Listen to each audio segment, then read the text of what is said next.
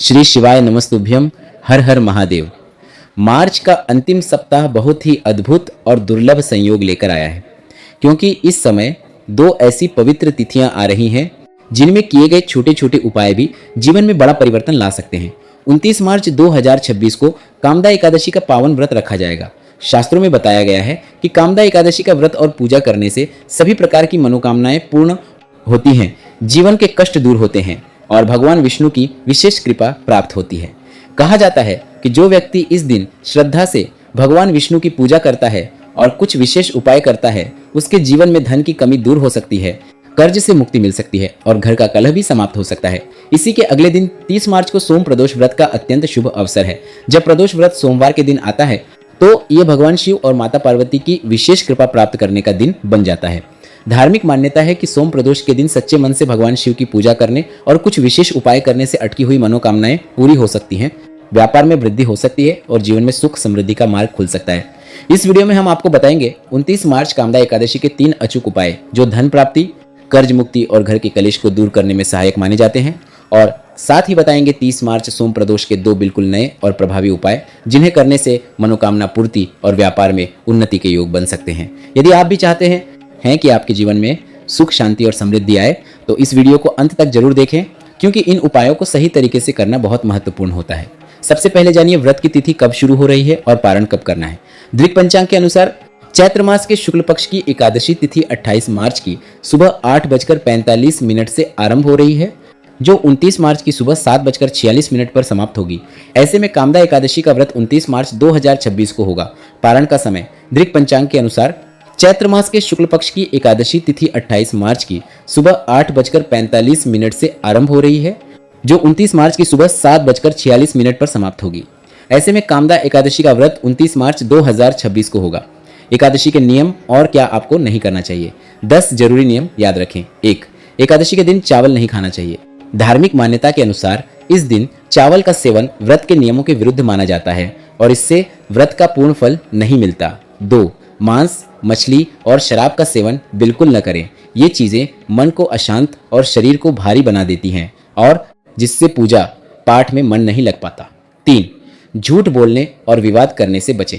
एकादशी का दिन मानसिक और आध्यात्मिक शुद्धता के लिए माना जाता है, इसीलिए सभी से अच्छा व्यवहार करना चाहिए। 4. क्रोध न करें। गुस्सा करने से मन की शांति समाप्त हो जाती है और सकारात्मक ऊर्जा कम हो जाती है। 5. तुलसी के पत्ते नहीं तोड़ने चाहिए। मान्यता है कि एकादशी के दिन तुलसी माता भी उपवास करती है, इसलिए उस दिन उनके पत्ते तोड़ना उचित नहीं माना जाता। 6. दिन में सोने से बचें। इस दिन जब ध्यान और भगवान की भक्ति में समय बिताना अधिक शुभ माना जाता है। 7. साधारण नमक का सेवन न करें। यदि व्रत कर रहे हैं तो केवल सेंधा नमक का ही उपयोग करना चाहिए। 8. काले कपड़े पहनने से बचें। कुछ परंपराओं में माना जाता है कि एकादशी के दिन हल्के और पवित्र रंग के कपड़े पहनना अधिक शुभ होता है। 9. घर में साफ सफाई का विशेष ध्यान रखें। स्वच्छ वातावरण में पूजा करने से सकारात्मक ऊर्जा बढ़ती है। 10. जुआ, सट्टा और बुरी आदतों से दूर रहें। एकादशी का दिन आत्म संयम और भगवान की भक्ति के लिए होता है। अब जानते हैं एकादशी के उपाय। पहला उपाय, 7 बेलपत्र जल कलश। अपनी किसी भी मनोकामना पूर्ति के लिए एक कलश में जल भर लें। गंगा जल हो तो वही भरे, नहीं है तो अपने पास का जो भी शुद्ध जल है वो भर लें। इसके बाद 7 बेलपत्र इस जल में डाल दें। अब इस कलश के अंदर का पूरा जल श्री शिवाय नमस्तुभ्य बोलते हुए नंदी जी के उठे हुए चरणों में अर्पित कर दें। इसके बाद एक एक करके या एक साथ सभी बेलपत्र शिवलिंग पर अर्पित कर दें। बस इतना ही करना है। यह बहुत अच्छा धन प्राप्ति का उपाय माना जाता है, जिसे एकादशी के दिन गुरुजी ने करने को कहा है। दूसरा उपाय, स्वधा स्वधा वाला उपाय। इस उपाय में आपको शिवलिंग पर एक कलश जल अर्पित करना है। इसके बाद 3 बार स्वधा स्वधा स्वधा बोल देना है। बस इतना ही करना है। ऐसा करने से घर से इंपॉर्टेंट से कलह दूर होता है और पैसा बीमारियों में नहीं लगता। इसका लाभ जरूर देखने को मिलता है। तीसरा उपाय, तुलसी की डंडी के दीपक वाला उपाय। एकादशी के दिन धन प्राप्ति के लिए और श्री हरि विष्णु की कृपा प्राप्त करने के लिए सूखी तुलसी की डंडी को कपास की मदद से एक बाती के रूप में बना लें। इसके बाद घी या तेल का उपयोग करके उस दीपक को प्रज्वलित कर दें। बस इतना ही करना है। अब जानते हैं सोम प्रदोष के उपाय। प्रदोष उपाय पहला, माता पार्वती के 2 स्वरूप बहुत फलदायी माने जाते हैं, अर्पणा और तिलकेश्वरी।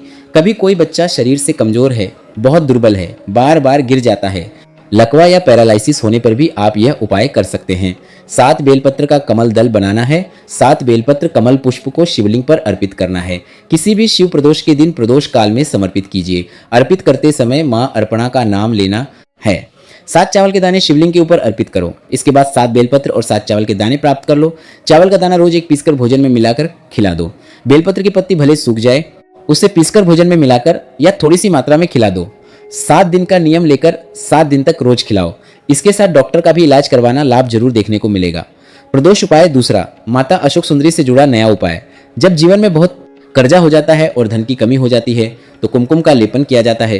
थोड़ा सा कुमकुम प्राप्त करके अपने घर के मुख्य द्वार के ऊपर उसी कुमकुम की बिंदी लगाई जाती है। यह उपाय सोमवार, प्रदोष या शिवरात्रि के दिन करके अधिक से अधिक लाभ प्राप्त कर सकते हैं।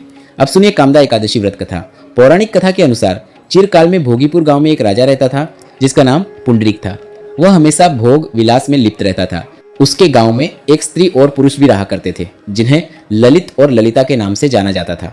एक दिन पुंडरीक के दरबार में ललित गीत गा रहा था। उसी दौरान ललित का ध्यान ललिता पर चला गया, जिसकी वजह से उसके गीत का स्वर बिगड़ गया। यह देख राजा को क्रोध आया और राजा ने ललित को राक्षस बनने का श्राप दे दिया। इस श्राप की वजह से उसकी पत्नी अधिक परेशान हो गई।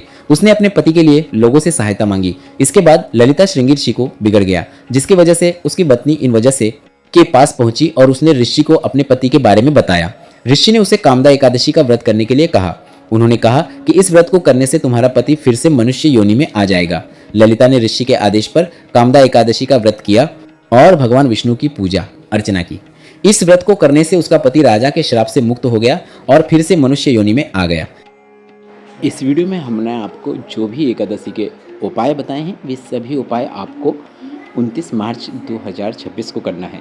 साथ ही इस वीडियो में हमने आपको सोम प्रदोष के जो उपाय बताए हैं वह उपाय बहुत ही विशेष हैं और बिल्कुल नए उपाय हैं और वे सभी उपाय आपको 30 मार्च 2026 को करना है। और साथ ही हम आपको बता दें, गुरुजी पंडित प्रदीप मिश्रा जी ने सभी से अपने घर पर श्री शिवाय नमस्तुभ्यम का एक ऐसा प्रोडक्ट लाने को कहा है जिसे आप अपने घर के मुख्य द्वार के ऊपर लगा देते हैं और उससे आपके घर में जब भी कोई आता है तो उसे पढ़ते हुए आता है तो आपके घर में कभी भी कोई बुरी खबर नहीं आ सकती। या अगर आ भी रही है तो उसका परिणाम आपको भुगतना नहीं पड़ता है, आपको उसका निकलने के रास्ते दिखाई देने लगते हैं। श्री शिवाय नमस्तुभ्यम को अपने घर पे बुलाने के लिए आपकी स्क्रीन पर टैग प्रोडक्ट्स दिखाई दे रहे हैं, जिसमें टच करके आप सीधे उसको अपने घर पे बुलवा सकते हैं। और घर पे 2 आएंगे, 140 रुपये के 2 हैं, 150 रुपये के 2 हैं। अपने घर पे लगाएं और उसका शुभ फल आप प्राप्त करें। इस वीडियो में बताई गई जानकारी से संबंधित आपके मन में कोई प्रश्न है तो वे प्रश्न आप कमेंट बॉक्स से पूछ सकते हैं। मेरे द्वारा दी गई जानकारी अगर आपको थोड़ी सी भी उपयोगी लगी है तो इस वीडियो को लाइक जरूर करें और कमेंट बॉक्स में श्री शिवाय नमस्तुभ्यम या फिर हर हर महादेव जरूर टाइप करें। आपके प्रश्नों के उत्तर देने में हम बहुत लेट हो रहे हैं, जिसके लिए हम क्षमा चाहते हैं और हम प्रयास करेंगे कि नए और आकर्षक वीडियो हम आप तक लाएँ। पौराणिक धार्मिक मान्यताओं के अनुसार जो उपाय हैं वे भी आप तक पहुँचाएँ। वीडियो को लाइक करें, कमेंट में हर हर महादेव जरूर टाइप करें। श्री शिवाय नमस्तुभ्यम, हर हर महादेव।